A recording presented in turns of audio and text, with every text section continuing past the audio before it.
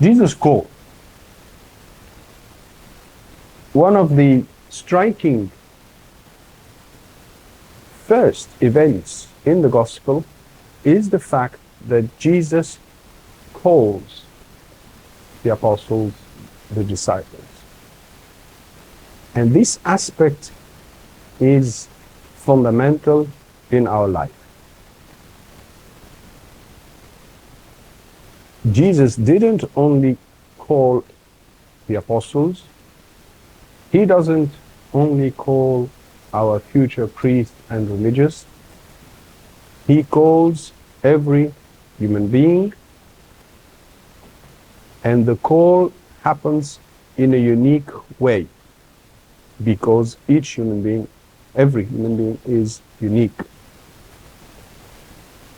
There are patterns, similarities, ways that the Lord uses. There is an understanding of how the grace of God works, but still, all in all, it is a personalized event. And as St. Paul says, God is using us, and us being St. Paul, the preachers, the church, is using us to call you. So the Lord, take it right now, is using the subject that I'm addressing, my words, to call you, to remove the veil from the fact that His love to you is unique, you are unique, and He looks at you, I don't know, do you say it in English, between four eyes? No? How do you say it? With four eyes? In between the eyes? Like face to face, in the eye, in the eye. In the eye. So it is something very personal. It is often subtle because the Lord respects our free will. It's not usually His way to bang, because He created us free, and the love in itself can only happen, can only develop if it is free. Otherwise, it's not love, it's something else. Love allows freedom to blossom, and the more we discover God, the more we grow in freedom.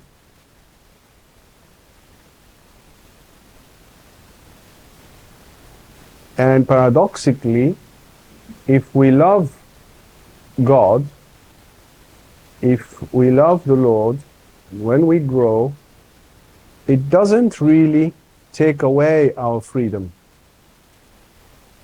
Remember, Adam is in union with God before the original sin, and this didn't prevent him from wandering with an A, and trying to find new things or different things, and sin.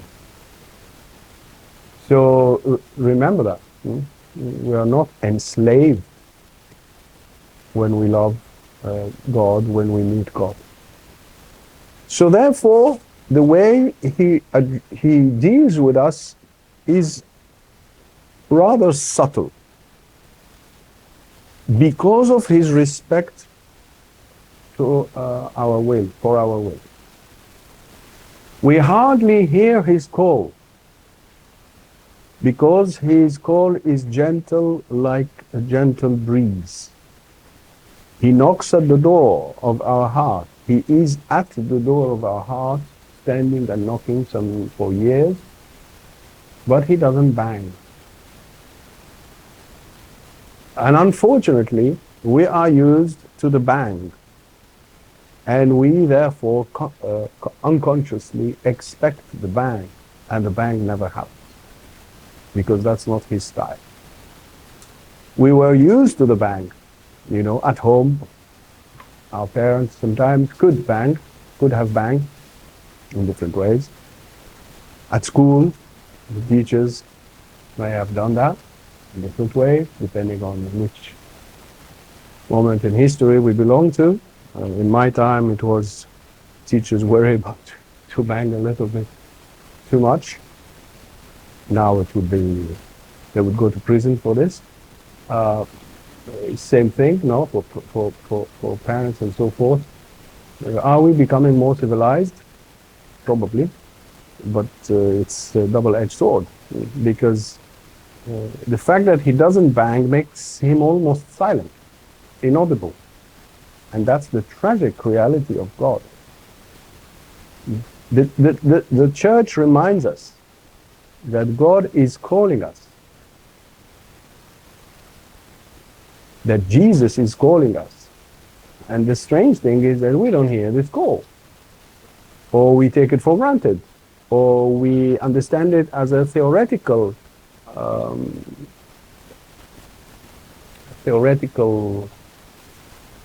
reality.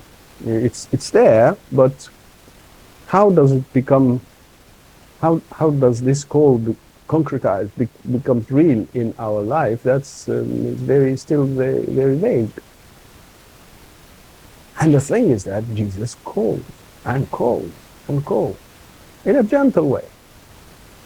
Okay? Now, another thing. The church, through the Council, Vatican II, reminded us of truth. We didn't reinvent the wheel with the Council. We just became more aware of one aspect, many aspects, but one of them, and it is an essential one, which is what we call today the universal call for holiness. I'm sure you all heard this at least once in your life, because this is repeated here. Maybe we stopped it a little bit today, but it was really very much present in the 70s, 80s. What does this mean? It means that we say very simply that all Christians are called to holiness. But from saying this to understanding it and to facilitating this reality, facilitating it to happen, is a completely different deal. First, when we say everybody is called to holiness, I prefer to say everybody is called by Jesus. He calls you by your name. He wants you. You are wanted. Personally, I prefer this. Instead of saying, oh, called to holiness, it's like just the word holiness is scary or alien or whatever. But to say Jesus is calling you makes it a bit more palatable, I think. I don't know what's your opinion, but I feel that it's more palatable. But when we say Jesus is calling all of us Christians, which means calling us, wanting us to follow him and to, have him and follow his the journey with him, live the journey with him. Yes, it's true, but in the same time, are we hearing this call? When are we hearing this call? Have we heard it in the past and then dropped it? And are we ready for the call? When we say everybody, because we are, the fact that we are baptized, we are then automatically called to holiness or called by Jesus, I think that's too quick as an assumption. I deeply believe that there is a moment of preparation, and then a moment where, after this preparation, we can hear the call. Yes, theoretically, theologically, we are all called because we are baptized. But baptism doesn't allow Jesus' call to unfold immediately. That's not possible. In which sense? In the sense that God always operates with a preparation. When Adam sinned and was sent out of the presence of God, God didn't send immediately his son. Yes or no? It took him, I don't know, when Adam was born. According to the Jewish tradition, it's a bit closer to us, but when you search for when the human being started to exist, what are the oldest traces of the existence of human being? It's counts in many thousands of years. I won't enter in this debate. I just acknowledge the creation. I acknowledge why not. I'm happy with one man. If it doesn't annoy you, I'm happy with one man created, and I'm happy to call him Adam. But then between Adam and us, or between Adam and 2,000 years ago, there is time. Why? Preparation is essential. Preparation is essential in the eyes of God, not in our eyes. We are a bit like adolescents, no? We want things now. I want God now, everything now. We still have this adolescent behavior in us, no? We want everything and now. While God says, okay, I want to give you everything, but you need to be ready to receive it. And this is why he chooses the Abraham and his descendants. And they are not the easiest people. And I'm not saying anything bad here. That's what the Bible says. Constantly, the Lord says that these people are stubborn. It's not me, it's the text, the Bible. And I'm happy with that. Why? Because if he tries with the most difficult people, then it's easier with the less difficult. This is why we are called the Gentiles. Gentiles come, gentle. We are okay. We're not fussy, we're not complicated, you see, but when he starts with the most difficult ones, then he shows us, when a teacher, I don't know, who is a teacher? Okay, in the classroom, you measure more or less your output to the capacity of the boys and girls, yes or no, or people. And you don't pick the best one and teach the best one. And if you are really a good teacher, you will aim towards not the best, but the worst. And where really your pedagogy will shine is with the worst. And of course, you want to transform the worst to the best, but at least you will help the person go from here to there. And that's a huge achievement in itself. And you'll feel a great satisfaction. So imagine God, not choosing the best. I'm sorry. I don't mean to be mean, but that's the Bible itself. Okay? So the Lord prepares for centuries. Not only that, but when he finds the time is ripe, you say, ripe? Beginning of the letter to the Hebrews, no?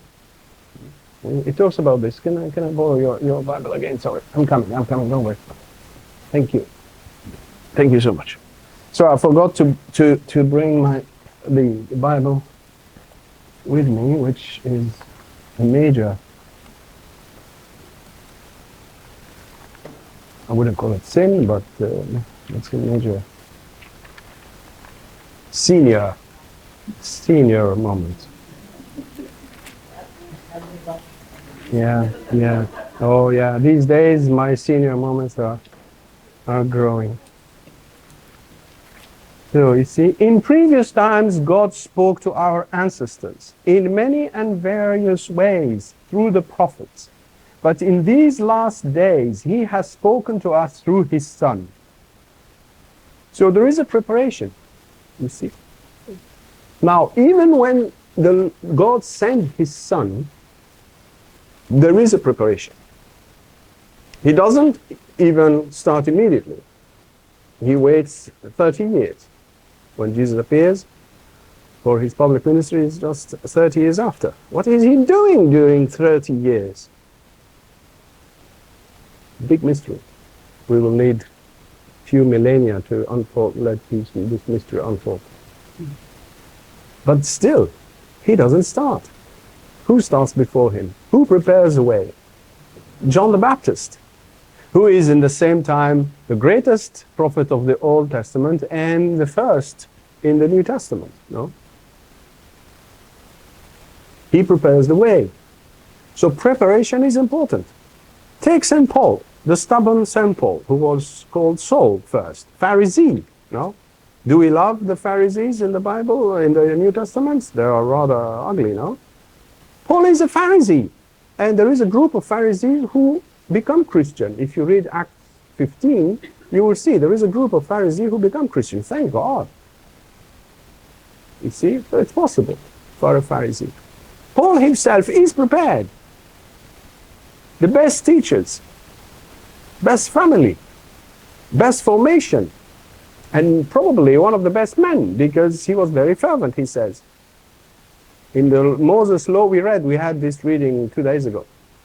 In Moses' law, he said he fulfilled it. He was perfect there. You see? So God prepared him. And then bang, he entered in his life. Well, with St. Paul it was a bang. Because he needed that. He was convinced he was right.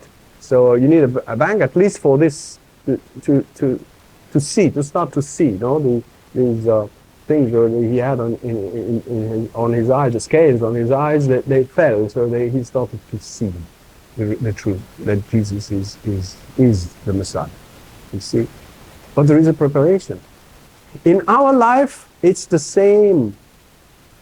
God prepares us. We are born in a place, we had a journey, any sort of journey, all sorts of journeys, painful, sort of normal, happy. We have a journey, and this journey is a preparation. And the preparation is the soil that God will use. We should never neglect the preparation, or neglect the fact that there is a preparation. Acknowledge the fact that there is a preparation. You see what I'm trying to say?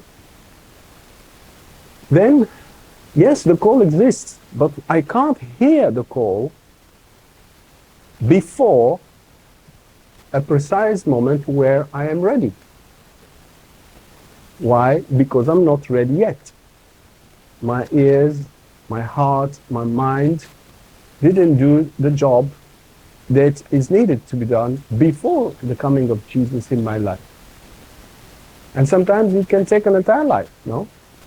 80 years of preparation. And then the last 3 minutes, Jesus. You see?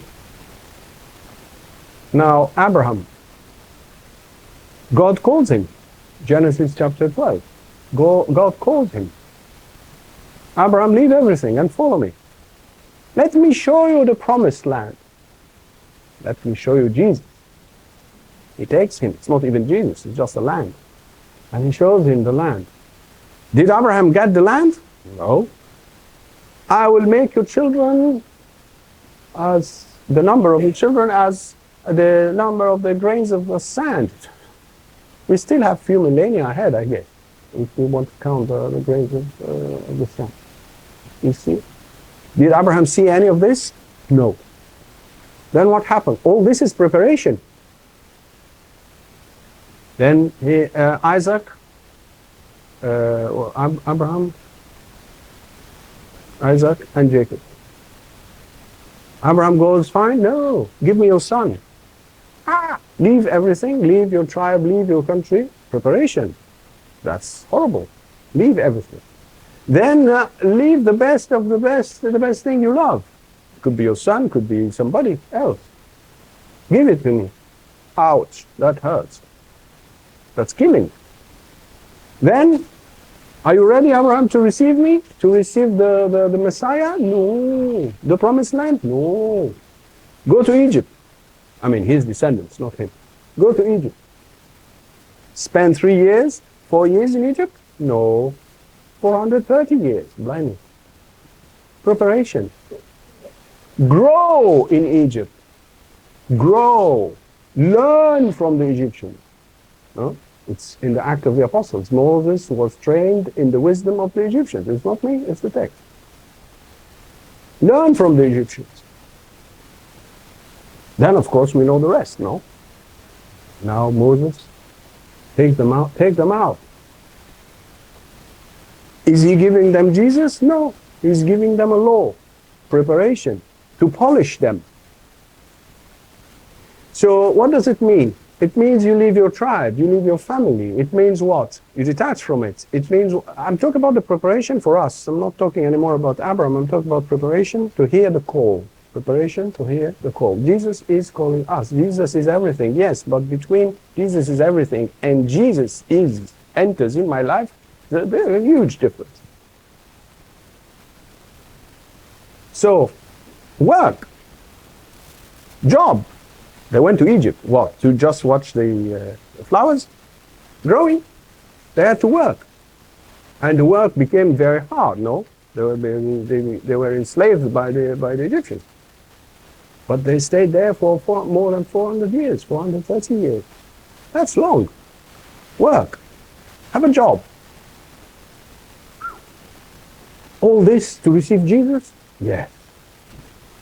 You need to learn. Yes. So you have a family, you learn, you do this, you do that, etc. Of course, there are vocations, very early vocations. We know that. No, there are people who are called. I don't know. There are some priests who are capable of telling you. No, from the age of 9, I knew, or from the age of 6, I knew. Bless you. Good, but sometimes no. It takes time. So I'm trying to show you the difference between the theory, the truth, that we are all called by Jesus, and meeting Jesus at a certain point in our life, becoming enabled to hear his voice, his subtle voice, be ready for that moment, is another deal. I'm just wanting to show it. It could be very early, it could take time, we don't know. This is a part of the difficulty. We can't know. It's our duty to say Jesus is calling you, but when will you or me be able to hear his voice and to correspond? When am I in his eyes ready? Well, that's a different deal. You know, you leave your country. Give me the dearest thing you have in your heart. And it's different. Each one of us has a different dearest thing in his heart or her heart. I'm talking about Abraham having to offer his son. It's cruel. Cruel. It's the holiness of God. It's God. We are created at the image of, not of our son, in the case of Abraham, but we are created at the image of God himself. So, you see what I'm trying to say? Go and work. Go to Egypt, walk. Sit down and on the river bank and watch the crocodile. Back then they had crocodile. No, work. Have a family. Grow. Learn from the Egyptians. The Egyptians were, even in Egypt, even Plato, the Greek philosophers, they proud themselves. He went to Egypt and learned from the Egyptians, the princes there. And he came back. See what I'm trying to say? So please remember that. One thing is the call, one thing is becoming capable of hearing the call. And remember, we have a few articles online. Hearing Jesus call. See, I didn't say Jesus called. I said hearing Jesus call. It's a big difference. There's one article which has the same title, hearing Jesus call. A call is a call. So it's personalized. Okay? Now, when it's the right time, Jesus calls. Of course, the reply that we find amongst the apostles is very immediate. And it's a bit shocking and disheartening for us, no? He calls Peter, he calls John, he calls his brother, he calls Andrew, Peter's brother, and what happens? They leave. The boat and they follow him. It's like, what is this? You know? He calls Matthew. Matthew is there sitting with his finances and the money and etc. He calls him, and then Matthew leaves everything. He didn't even gather the money, put it there, you take this, you take that. No, he leaves everything and doesn't follow him. And when you think about it, it's sudden. But there is a story that we don't know. When Jesus says to Nathanael, no, I saw you from the time you were under the fig tree. This is toward the end of chapter 1 in the Gospel of St. John. I saw you when you were under the fig tree. Maybe Nathanael was praying and saying, oh God, Lord of Israel, when will you send your Messiah? So when Jesus says to him, I saw you from the time you were there, it means I'm here, it's me, I know everything, you see. Well, we don't know, it's between the lines, you see. So, yes, it looks sudden, but it's not sudden. In the case of St. Paul, yes, there is a huge bang and then he falls from the horse. It's violent when you think about it. It's violent. Like, wake up, look at me, you see. But there is a preparation.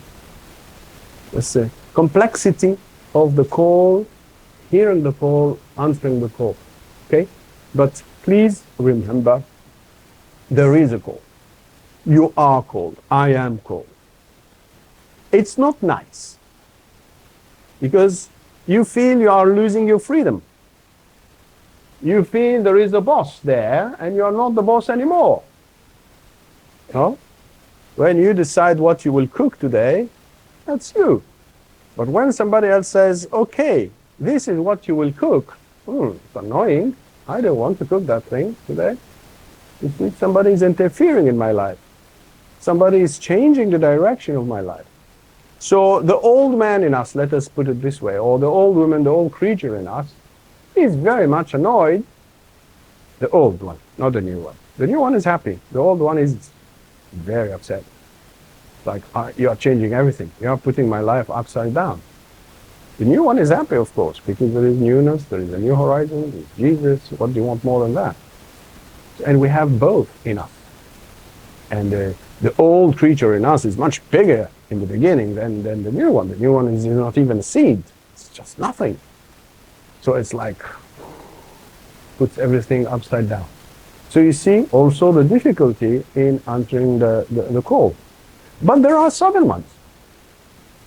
Complete almost one. No? When you hear the French poet in the beginning of last century called Paul Claudel, who enters in the Notre Dame Cathedral in Paris for Christmas Eve Mass. And we know where he was standing. We know if you go there, there is a spot and you have his name on it. Now we know where. He says, I entered as an atheist, I came out full-fledged Catholic. All the articles of the creed, I believe in them. That's a bit of a thing, no? It doesn't happen like this for the rest of us. It does happen from time to time, but yes, he said that. I entered atheist, I was standing there, and then when I came out, I believed in all the articles of the creed. I challenge even normal Catholics, do you believe in all the articles of the creed? Well, we need to look at this, no?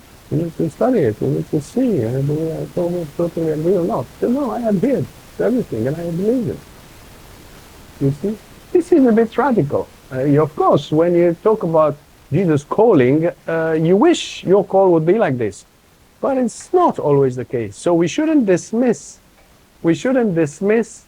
our case, which is rather the normal case.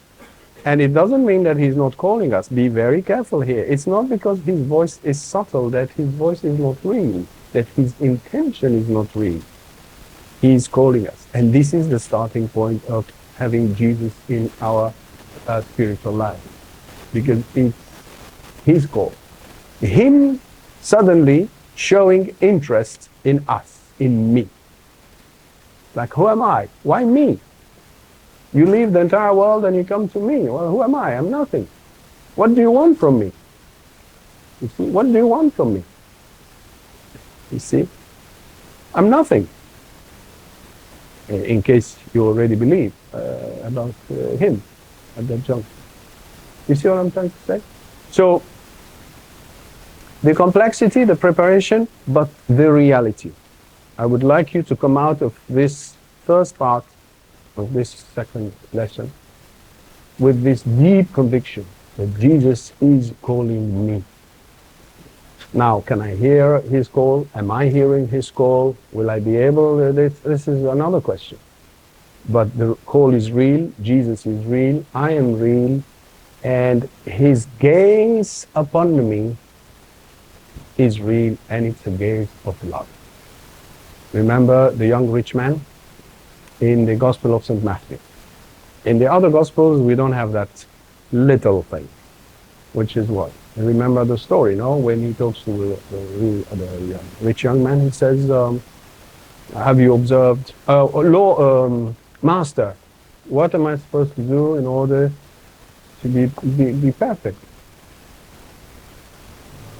Or good master, he said, oh, God only is good. Have you observed preparation? Have you observed the commandments of whom? Moses, not Jesus. Moses. Preparation. And the boy said, yes, I have, since my youth. What is the Jesus' reaction? And this is the starting point of a new life. He looked at him, gazed upon him, and loved him. It's action. It's action. Love him. So you see, Jesus' gaze upon us is a gaze of love. It's an act of love, and God's love never ends. God doesn't love us today and then forget about us for the rest of the other days or the other months or years of our life. His gaze is like the sun never disappears. The sun is always there. Even if there are clouds, the sun is always there. Jesus' gaze is always there. So it is the starting point of the journey and the starting point of every moment in our life. When you start your prayer,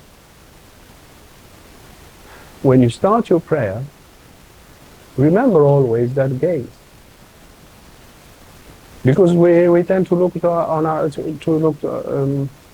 on ourselves. No, oh, I'm horrible, I sinned, I did this, I did that. Yes, of course. But remember His gaze. His gaze transforms us. His gaze purifies us. His gaze tells us that He is the one who transforms us and purifies us. And that even if we look for 1,000 years in our conscience and find thousands of sins, that doesn't solve the problem. What solves the problem is He loved him, which means something came out of Jesus and wanted to enter in this gentleman. To love means to give oneself, and to love for God is to give Himself. He loved him means Jesus is at the door of his heart and wants to give Himself to him. Never, never hesitate to know.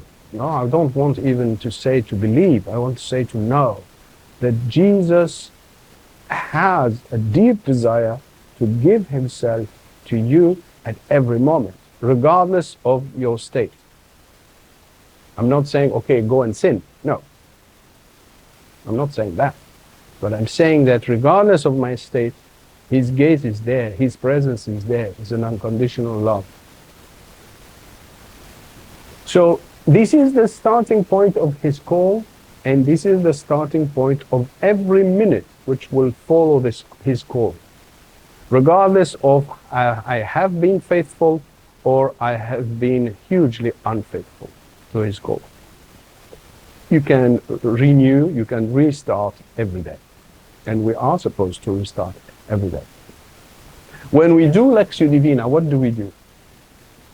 We want Jesus to guide our day. We want Jesus to be the one who leads. We want His love to be the first. We want His word to be the first, and we want His words to shape us, to transform us. He calls us means He calls us from where we are to where He is. Remember that. When Jesus calls, it doesn't mean, oh, I'm calling you, but stay where you are. No. Abraham is called. Come, leave everything and follow me. So when He calls, means I need to move from where I am to where He is, and start the journey with Him.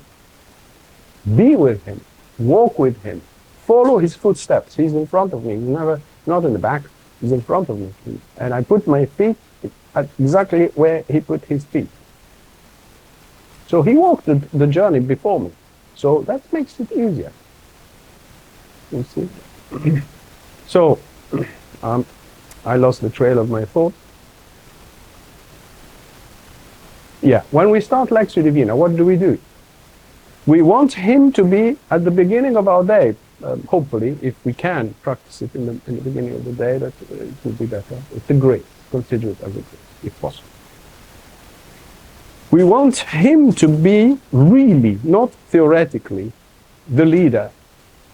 We want His word to shed light on our day.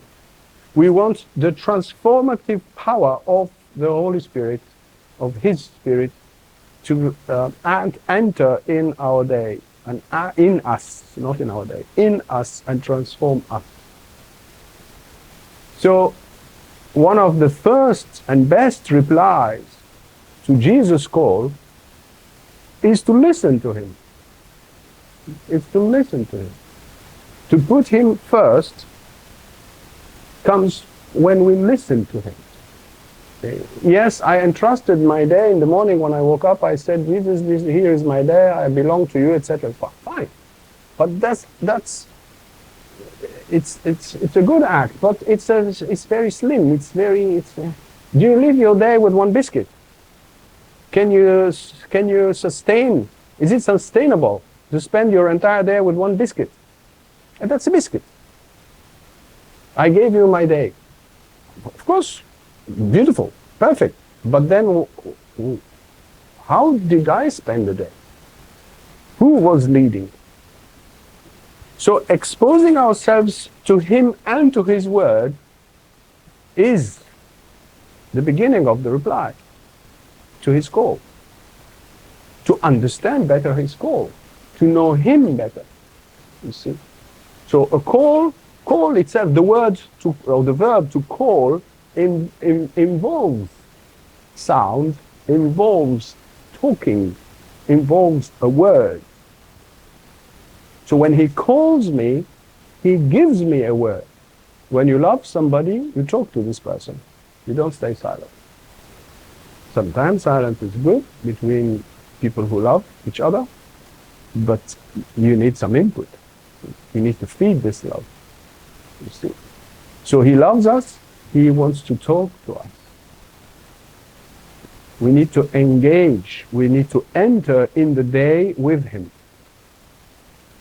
We need to enter in the boat, His boat. And in order to enter in His boat and spend the day inside of the boat, not outside of the boat, we need to listen to Him and to have His guidance. Every day there is an effort.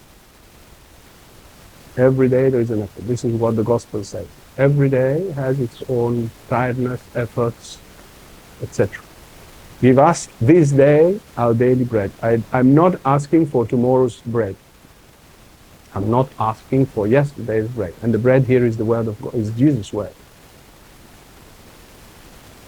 And every day has its own bread, its own effort, its own step with Him, in Him. You see? So let us always remember this aspect of our life. The Jesus' call is constant. It never stops. Regardless of our failures, of our weaknesses, of our repeated moments where we fall, where we betray him, God forbid, and so forth, the call is still there. God doesn't change his mind. It's not that he became fed up with me and said, okay, that's it. No. God is constant because it's related to his nature. God doesn't change. Okay? So please remember that. Renew your efforts to confirm the call and the choice that God made. St. Peter, second letter of St. Peter, first chapter, verse 10. Let me read it in a proper English and not my English. So, second letter of Peter, so it's toward the end of the New Testament, chapter 1, verse 10. Therefore, brethren, be diligent in providing a firm foundation for your call and election. This is a translation, of course. There are plenty of other translations. Be diligent in providing a firm foundation for your call and election. Or, if you prefer, increase your effort, double your effort. I'm translating from a translation in French. Double your effort to confirm the call and the election. Calling is also an election, and an election is always a call. Why me? Why at this moment? What do you want from me? You see, that's the thing. And this gaze. Okay? So, there is a call. The call aims for what? You know the answer now, because you listened to the first lesson. What is the goal of the call? Union with Jesus. He's not calling us, I'm sending you for a mission, which unfortunately today is the tendency. We are always on a mission. We are always evangelizing. We are always wanting to become apostles. I mean, come on. How could you be an apostle if you are not transformed? This is utter nonsense. To train people, push people to be apostles too early. It doesn't add up. We are ill. We have a virus today. That doesn't work. It cannot work because simply it didn't work in the past this way. We need a journey of purification and need a journey of transformation, of preparation. Look at the priest. How many years he spends in the seminary before? You need to be cooked before being eaten. If you are raw, the people will not eat you and what you say. It's utter nonsense. I'm not saying don't do anything, but I'm saying because we need to love our brothers and sisters in order to grow. I'm not saying this wait until union and then you start to move. No, union will not happen either in this case. But what I'm trying to say is measure how much you give into diversion, into interference, into noise. The main purpose of our life, and it takes the first stage of our journey with Jesus, is to aim for union. Who talks about union today?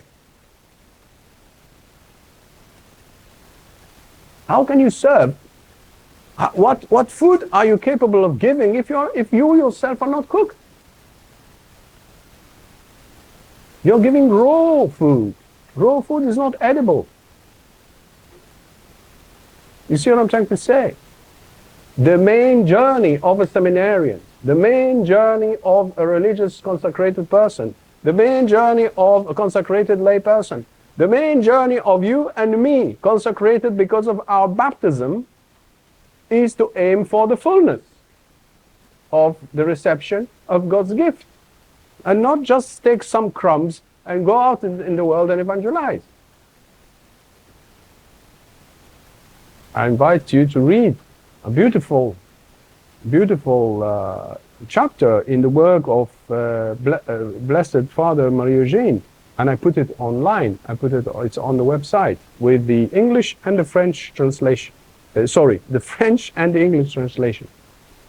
You find it toward the end of this big opus of Blessed Mother, Father Marie-Eugène. I am a daughter of the Church, and it's toward the end. I can send you the link later on. Robert will send the link on the WhatsApp later on. And it's a masterpiece where Blessed Marie-Eugène studies apostolate, evangelization in function of spiritual growth. So at each mention of Teresa of Avila, he asks the question, are we supposed to evangelize or to minister here? Are we supposed here? What happens? And it's very interesting because in the fourth and fifth mentions, he says Teresa of Avila recommends prudence. And it's only when the person grows after that, beyond these limits, that yes, it's safer. You see the word safer. Because I can harm myself thinking that I'm doing something while in fact I'm just making noise. You see what I'm trying to say? So I recommend this. I will send you the link. We will send you the link later on. So what was I talking about? I forgot. Yeah, union. The call. The call leads to what? To union. Union with whom? With Jesus. So we need to dig deeper. What is this union? We need to focus our efforts around union. We need to increase the desire for this union. And if we desire something else, we have a problem.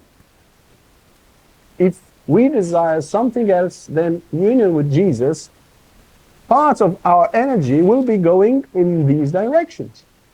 You see what I'm trying to say?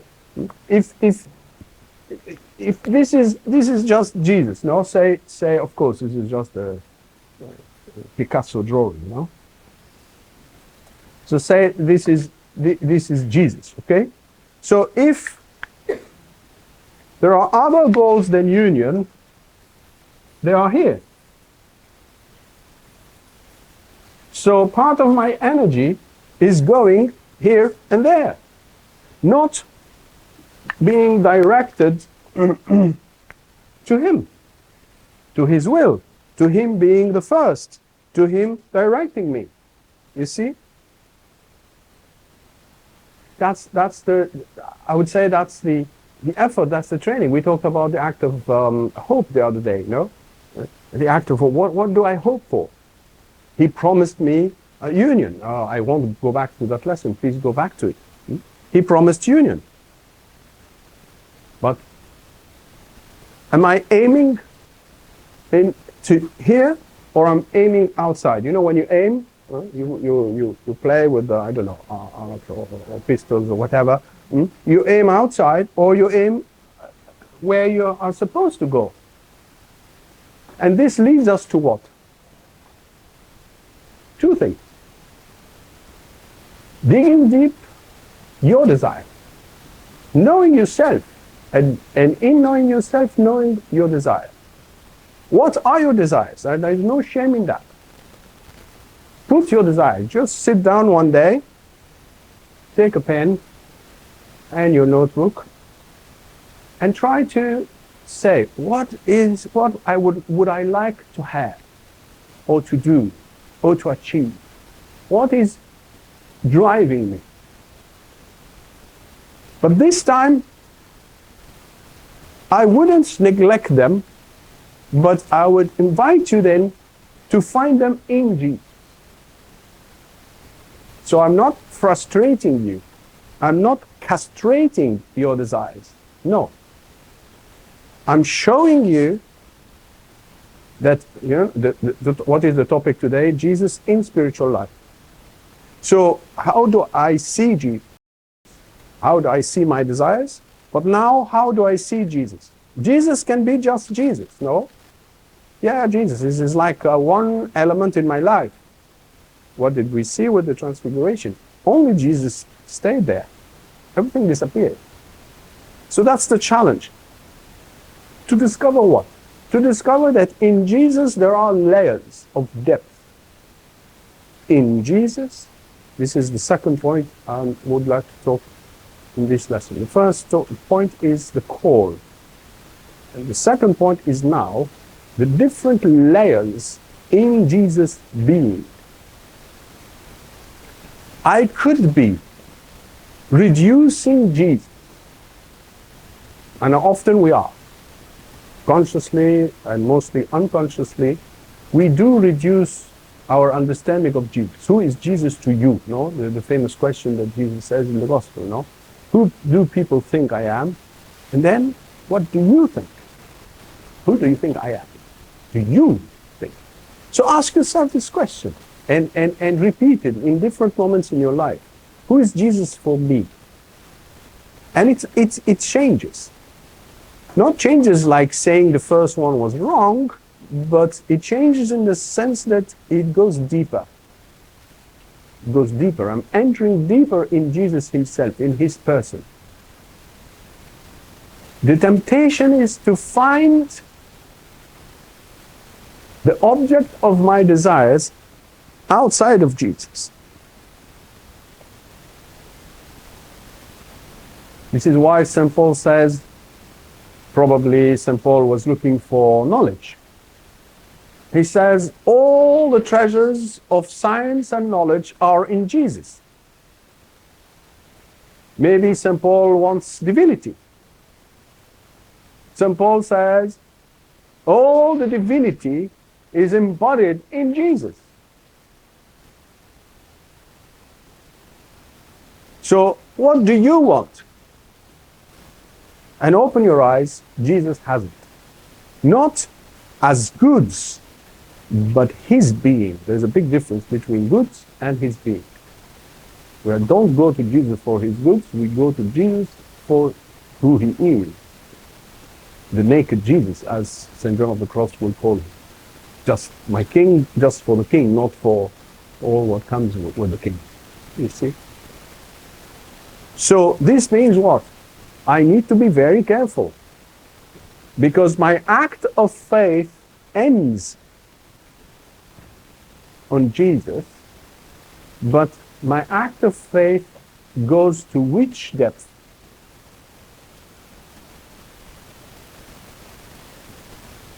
Now, I'll make it a bit easier. When at a certain point, the Jesus followers and the Jews, I'm talking about the Gospel of St. John, because he uses the word the Jew. When they're trying to understand who Jesus is, some of them say what? He is? No, less than prophet. He is? No, less. More basic.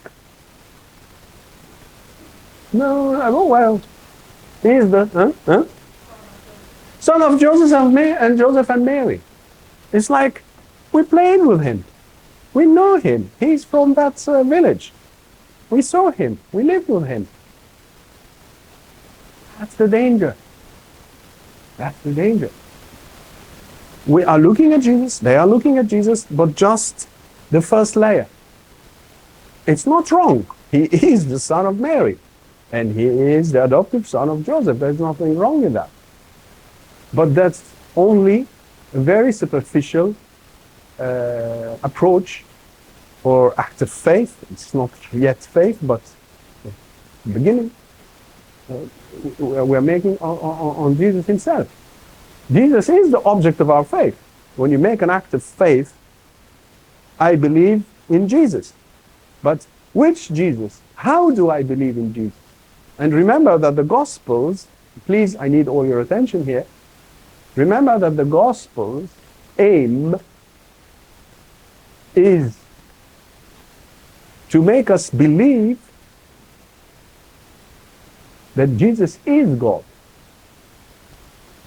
Remember how the Gospel of St. Mark ends.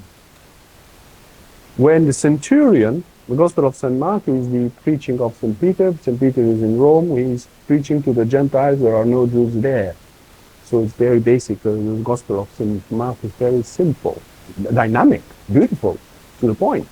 But it's rather for the Gentiles, while the Gospel of St. Matthew is Jews who became Christians. So you need to convince them, you need to help them reach the synthesis of between the old and the new and so forth. So it's full of information here that a Jew would relate to. St. Mark, no. St. Mark is just going straight forward. So what is the goal of the Gospel of St. Mark? Is for us to be in the shoes of this centurion when Jesus dies. What does he say? Truly, truly, this man, what is it? Let us read it.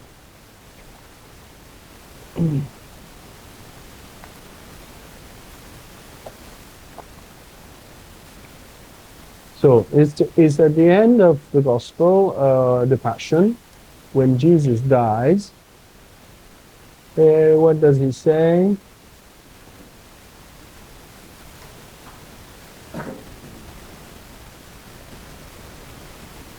When the centurion, I'm reading St. Mark 15:39. When the centurion who was standing facing him saw how Jesus had breathed his last, he said, truly, this man was the Son of God. Man, Son of God. So I am seeing a man, but I believe that he's not just a man, he is the Son of God. So what does this mean in our language here? From the external layer of Jesus, he's a man, apparently. He has a human nature. I was able to go deeper and reach a deeper layer and reach his divinity. The Gospels are built to help us reach the divinity of Jesus. The Gospels are a journey written by Jesus' followers to lead us from the outer surfaces or layers of Jesus to the most inner surface.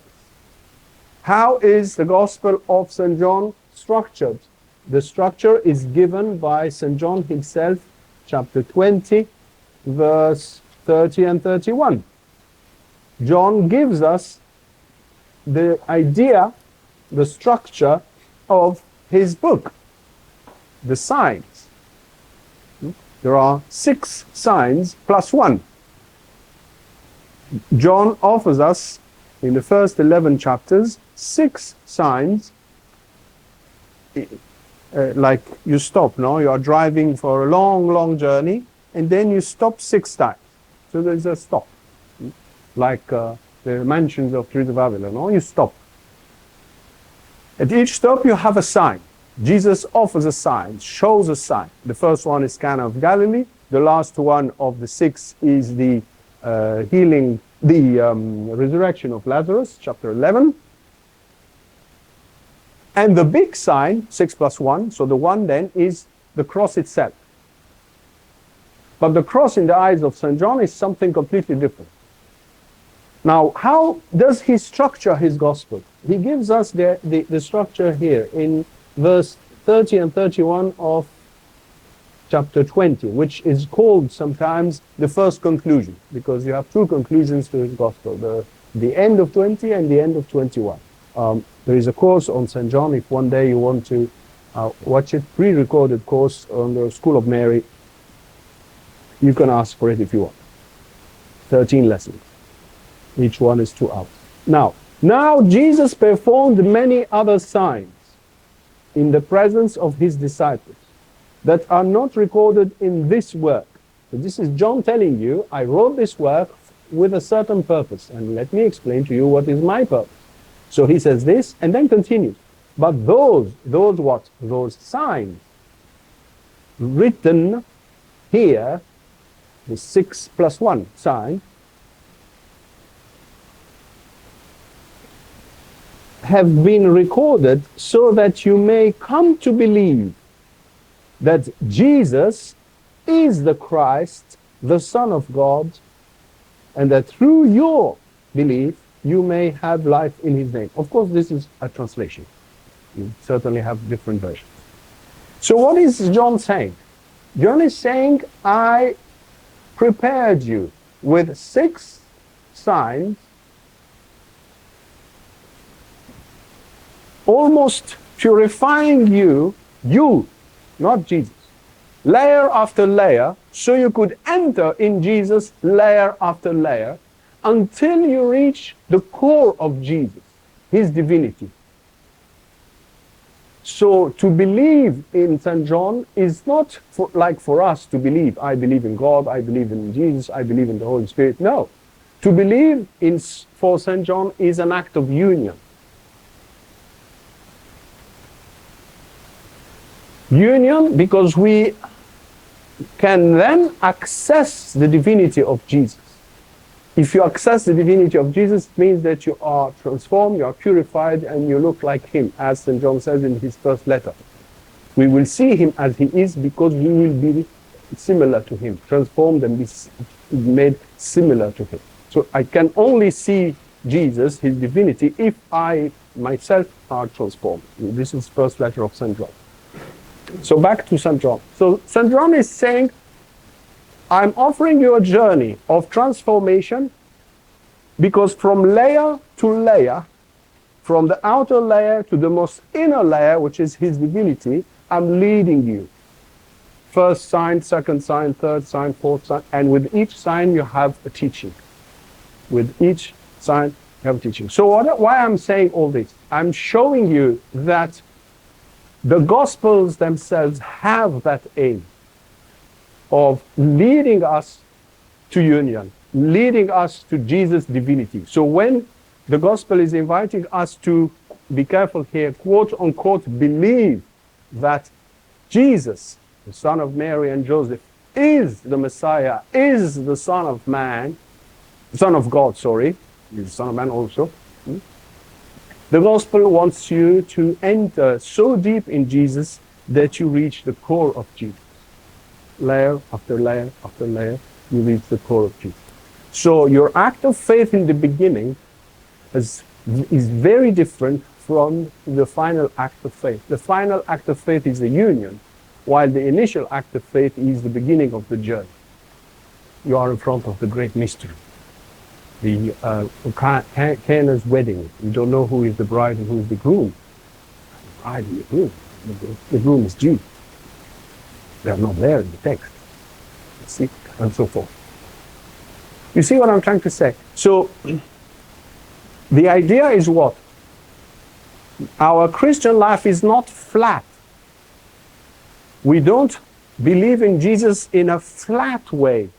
We believe in Jesus entering layer after layer after layer until we reach the core of Jesus.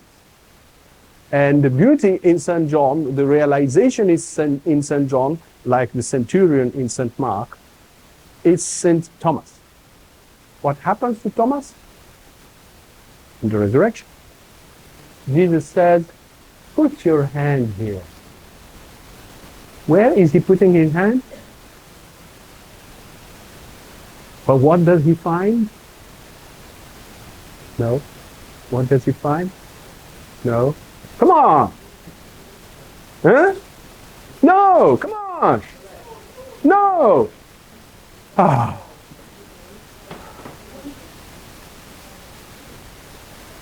Come on! The text is speaking. The text says it. What does he find?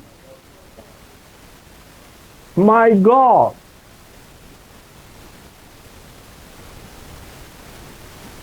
St. Augustine says he touched his wound, but he was led inside to his divinity. He didn't say, my Messiah, my beloved Jesus, my this, my that, as you said. No? No. He said, my God, which means what? My finger, so to speak, it's an image here, my finger, the act of faith, St. John, act of faith, sign, faith, act of faith. John is always using a verb, never the word faith. It's always to believe. There's no faith. The word faith, pistis, in St. John doesn't exist in the Gospel. To believe. What to believe is what? My finger, led by him, of course. We can't do that with our own way. Or was able to touch what? His divinity. Fine. This is what St. John wants us to reach. Not just to say it, my Jesus, my Lord, my Lord and my God. No. This is not said.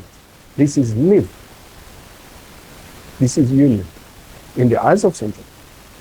So he's not using our terminology. He's not using our expressions like union with God, etc. St. Paul uses it etc. And it's not wrong to use it. But he's using a different thing. He transformed the verb to believe into a mystical experience, a spiritual experience, a fullness of experience. So the word we use on a daily basis, the verb we use on a daily basis, to believe, you know, do you believe? Yes, I believe. He believes. He doesn't believe. This and that. For St. John, is extremely powerful. It starts very weak, and it becomes absolute. My God. So when the Church invites us to believe that Jesus is God, we need to remember that from a catechetical perspective, yes, we believe that Jesus is God. We need to move to a spiritual perspective that this should become life in us. It should be alive in us, should be an experience, like St. Thomas. You see what I'm trying to say? This is St. John, it's not me, it's St. John, it's the Gospel of St. John. If we go deeper, of course. See? So, what am I trying to say here? I'm trying to say you have desires. You want love. Real love. You want to fall in love. You want to find love. You want to find a love that never ends. You want to have a love which is perfect, divine. You can find it in Jesus. But be careful. In Jesus, there are, if we follow St. John, 6 plus 1 layer. 6 plus 1 layer. I can see Jesus this way, or that way, or that way, that way.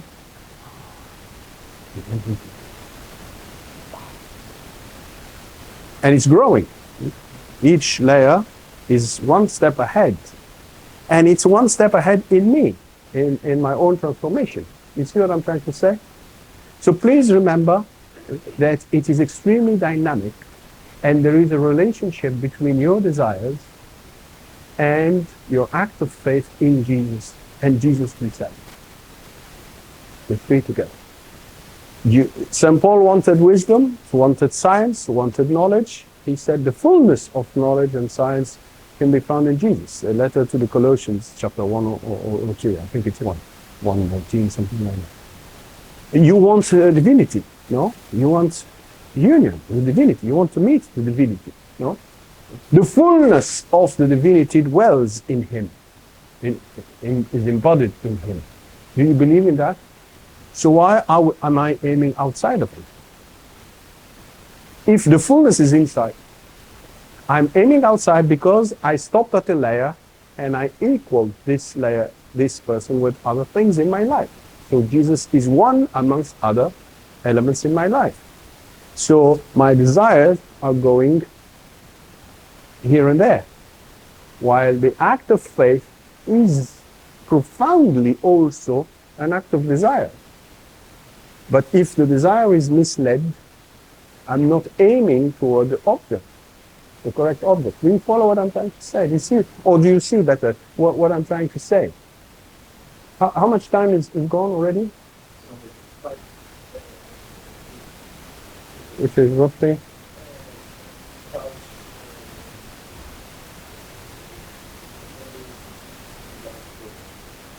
An hour and 15? No.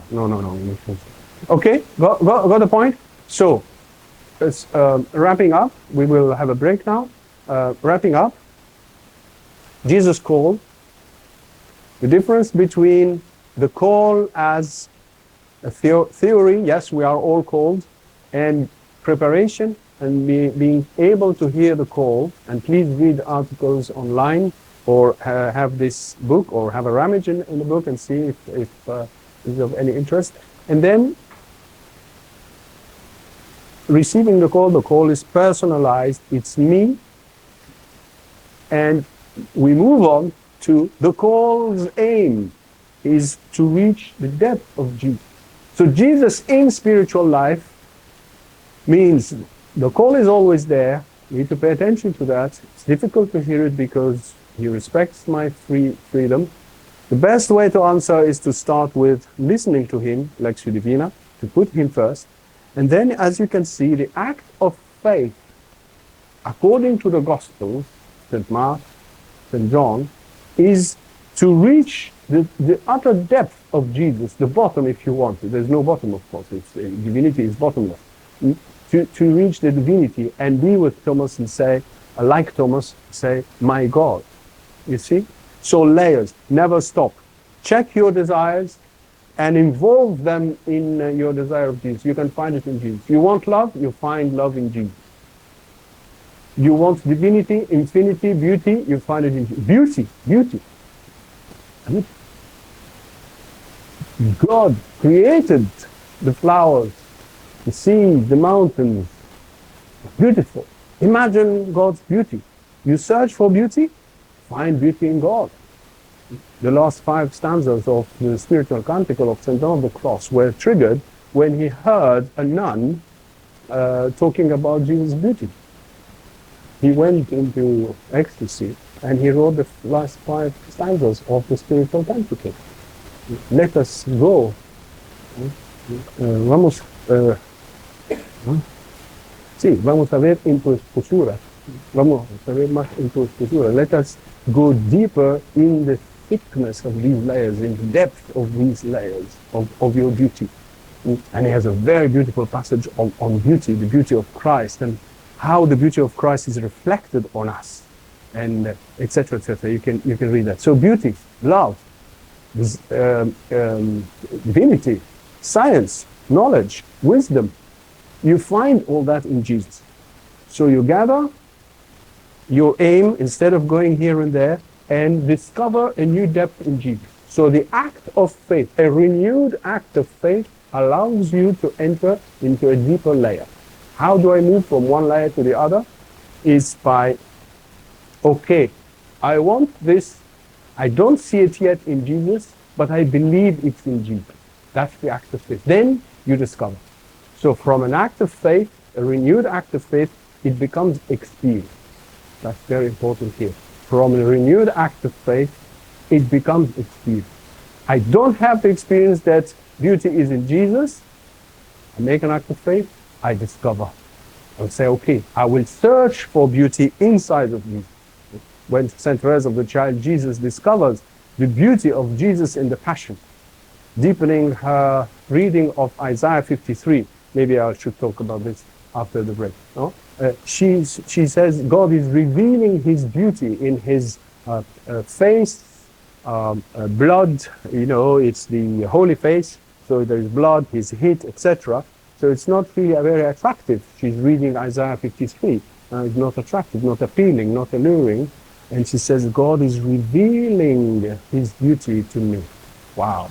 What type of beauty is it? After the break.